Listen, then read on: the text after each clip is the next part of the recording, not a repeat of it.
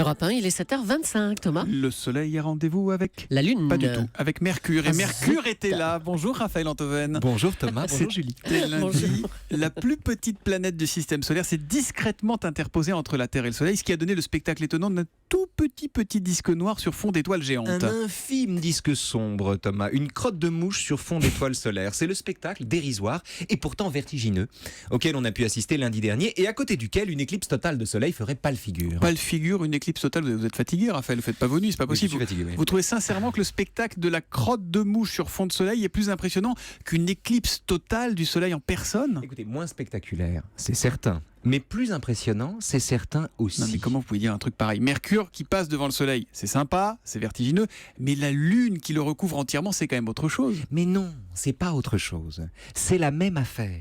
Ce sont juste les proportions qui varient. Dans les deux cas, il s'agit de géocentrisme.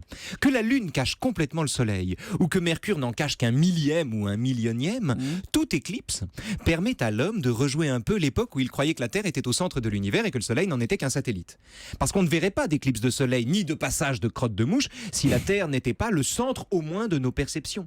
Seulement, alors qu'une éclipse totale de Soleil donne l'impression de la petitesse du Soleil, qu'un astre mort, la Lune, comme un doigt bien placé devant l'œil, suffirait à masquer, le transit de Mercure, lui, rappelle à ceux qui aimeraient l'oublier que c'est nous qui sommes petits, minuscules, et que c'est le Soleil qui est gigantesque et représente environ 99,86, j'ai vérifié, % de la masse totale du système solaire. Donc Raphaël, si le passage de Mercure est plus impressionnant qu'une éclipse totale, c'est parce qu'il révèle en quelque sorte notre petitesse, alors qu'une éclipse de Soleil flatte l'illusion humaine de maîtriser le cours de l'univers, c'est ça? Exactement. Si le Soleil était un melon de bonne taille, la Terre serait une tête d'épingle située à 12 mètres de lui.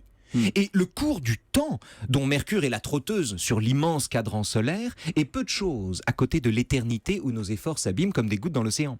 Voilà ce que le passage de Mercure, dont la petitesse renseigne d'abord sur la nôtre, nous rappelle impitoyablement.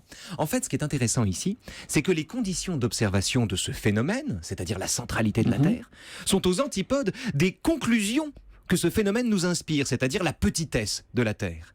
Et tandis qu'on peut s'approprier une éclipse totale de Soleil en se faisant passer comme Tintin dans le Temple du Soleil pour l'ordonnateur de son extinction provisoire parce qu'on en connaît la date, eh ben on peut rien faire sinon se sentir dérisoire devant la course de Mercure qui rétablit le système solaire dans les proportions qui sont les siennes et où l'homme a le volume et l'importance d'une crotte de mouche ou d'un grain de beauté. Oh, c'est plus joli, grain de beauté quand même. Hein. Bon, la morale de l'info, c'est quoi? C'est qu'on fait les crâneurs devant l'éclipse de Soleil et qu'on fait moins les fiers devant Mercure, c'est ça? On pourrait le dire comme ça.